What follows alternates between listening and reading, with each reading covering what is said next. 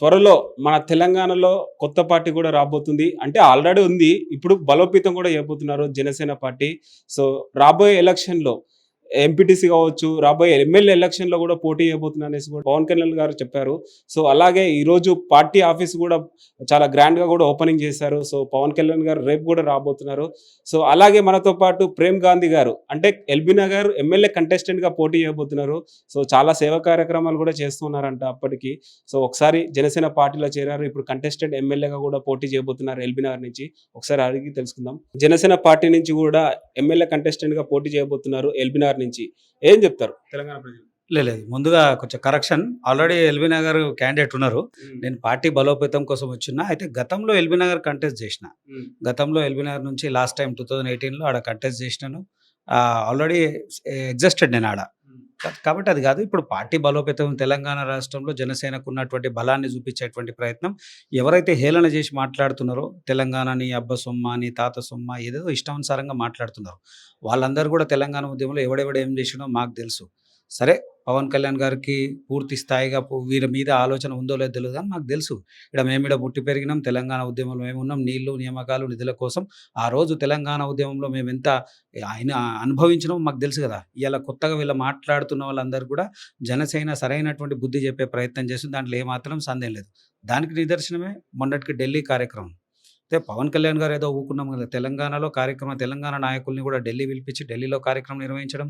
అలాగే ఇక్కడ ఉన్నటువంటి ఇన్ఛార్జ్ ఉన్నటువంటి వారి అమ్మగారు చనిపోతే వెంటనే వెళ్ళి అంటే ప్రతి ఒక్కరి కార్యకర్తకి బలాన్ని చేకూరుస్తున్నారు. నేనున్నారనేటువంటి భరోసా చేకూరుస్తున్నారు.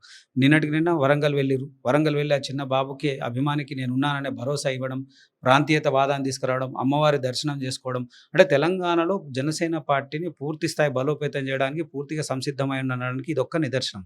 దీన్ని ఆకర్షిత చాలామంది జెన్‌జీ కిడ్స్ అంతా కూడా యంగ్‌స్టర్స్ అందరూ కూడా జనసేన వైపు ఆకర్షితవుతున్నారు. తప్పకుండా రాబోయేటువంటి ఎన్నికల్లో జనసేన తన సత్తా చాటుకునే ప్రయత్నం చేస్తది. అసలు జనసేన అధ్యక్షుడు కావచ్చు, కార్యకర్తలు కావచ్చు, తెలంగాణలో ఎజెండా ఏంటి? దేని మీద కొట్లాడబోతున్నారు? దేన్ని ప్రశ్నించబోతున్నారు అంటే ఏం చెప్తారు? ఇప్పుడు సరే తెలంగాణ ఉద్యమం 14 సంవత్సరాలు నీళ్లు, నియామకాలు, నిధుల కోసం వచ్చింది. వచ్చిన 14 సంవత్సరాలు తెలంగాణ తర్వాత 9.5 సంవత్సరాలు బీఆర్ఎస్ ఏం చేసింది? తన కుటుంబ పాలన. బీఆర్ఎస్ కుటుంబమే ఆస్తులు పెంచుకున్నది తప్ప తెలంగాణ సామాజిక తెలంగాణ అనే అంశం ఎక్కడ రాలే. బంగారు తెలంగాణ బంగారం కాదు, కనీసం ఏం లేని తెలంగాణ అయినటువంటి పరిస్థితి ఉంది. తర్వాత కాంగ్రెస్ ప్రభుత్వం వచ్చి ఇంకేదో మార్పు అన్నారు. ఏం మార్పు జరిగిందంటే అధికారం మార్పు జరిగింది, నాయకుల మార్పు జరిగింది. కాంగ్రెస్ పార్టీ వచ్చి కూడా అదే కోవకు తీసుకొనొస్తుంది. ఇలా సామాజికంగా అన్ని సామాజిక వర్గాలకు న్యాయం జరగాలంటే జనసేన పార్టీ వల్లనే సాధ్యమైతుంది. ఎందుకు సాధ్యమైతుంది అనే దానికి నిదర్శనం.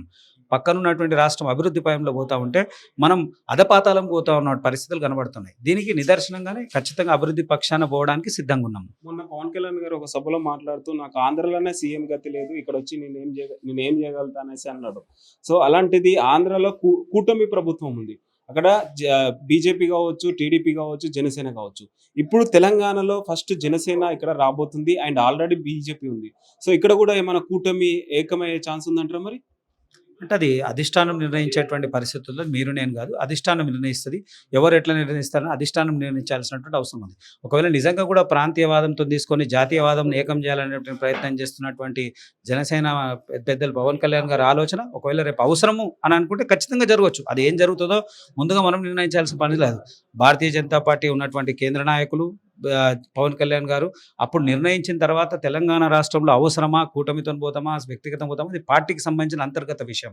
సందర్భం వచ్చినప్పుడు, ఎన్నికలు వచ్చినప్పుడు ఆ సరళిని ఇచ్చేసేటువంటి ప్రయత్నం చేస్తాం. ఇప్పుడు నిజంగా జనసేన పార్టీ కళాకారులను కావచ్చు, ఉద్యమ నాయకులను కావచ్చు గుర్తిస్తుంది అంటారా మరి? దానికి నిదర్శనమే గతంలో మనం చూస్తా ఉన్నాము. భీమ్లా నాయక్ పాటల తెలంగాణ సంస్కృతికి సంబంధించినటువంటి వ్యక్తిని ఆదరణ తీసుకొని వచ్చి ఒక స్థాయికి తీసుకుపోయినటువంటి ఏ సినిమా వాళ్ళు తీసుకుపోయారు ఇప్పటివరకు?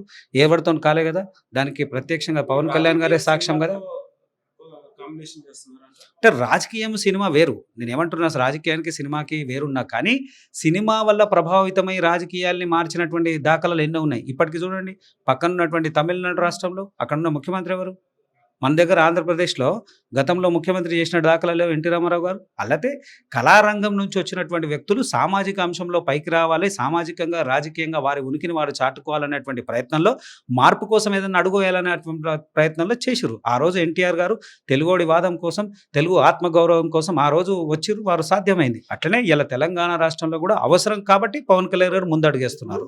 గతంలో జనసేన ఎందుకు బలోపేతం చేయలేదు? కేవలం ప్రొఫెసర్ నాగేశ్వరరావు వల్లనే ఇప్పుడు ఎందుకు బలోపేతం చేస్తున్నారు ఇదంతా?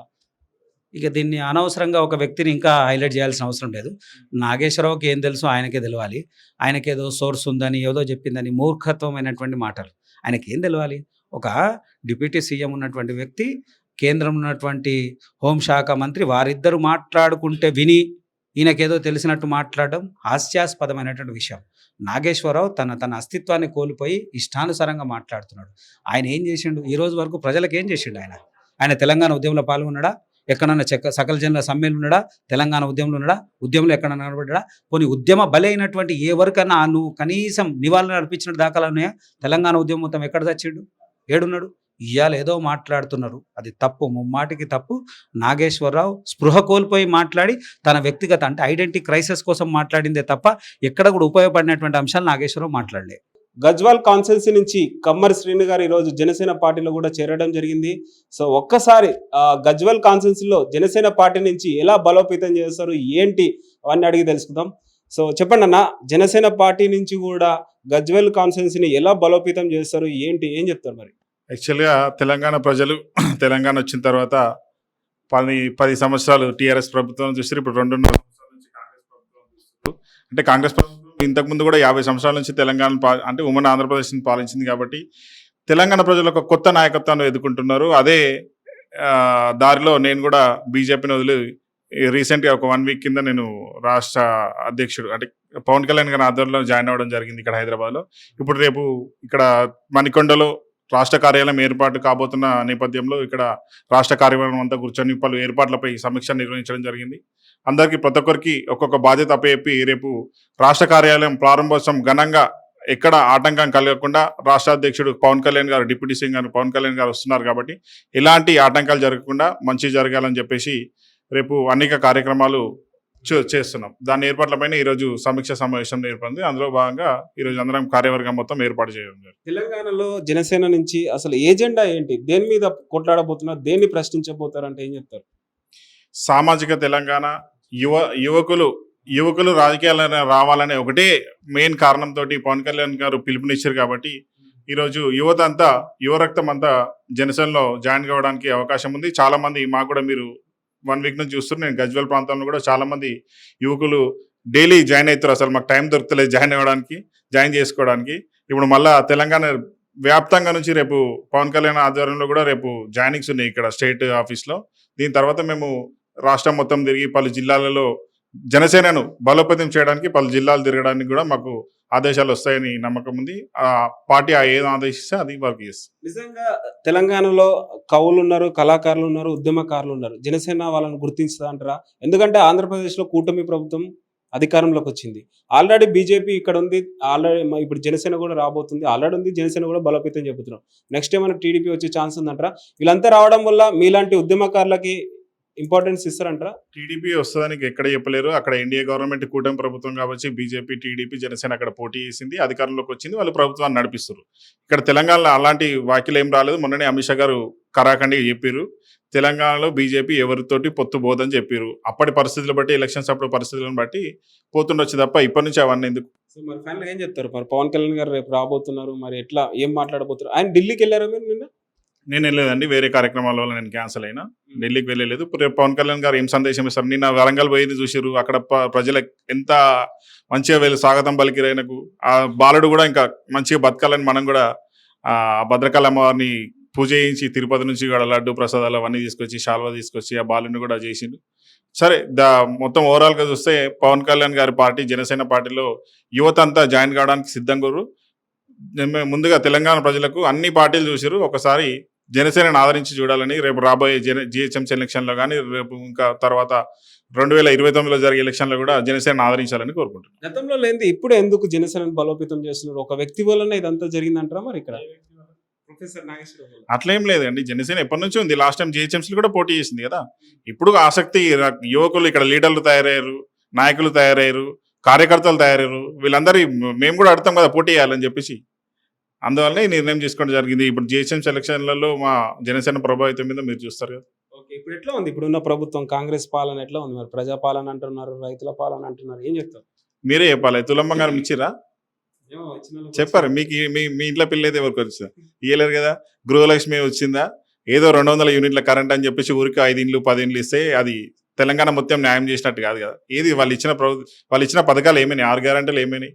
అక్కడ ఒడ్లు ఎక్కడ కొనుక్కోలేరు. వర్షాలు వస్తే రోడ్ల మీద అక్కడనే కొట్టుకుపోతున్నాయి. వాళ్ళు ఇచ్చిన పథకాలు ఏంది? మరి రేవంత్ రెడ్డి పదే పదే నేనే అధికారంలోకి వస్తా నెక్స్ట్ నేనే అంటున్నాను. మరి అది జనసేన వస్తుందని వాళ్ళకు ఉనికి భయపడే ఈ రోజు పొన్నం ప్రభాకర్ గారు కూడా పవన్ కళ్యాణ్ గారి మీద రియాక్ట్ అవుతున్నారు.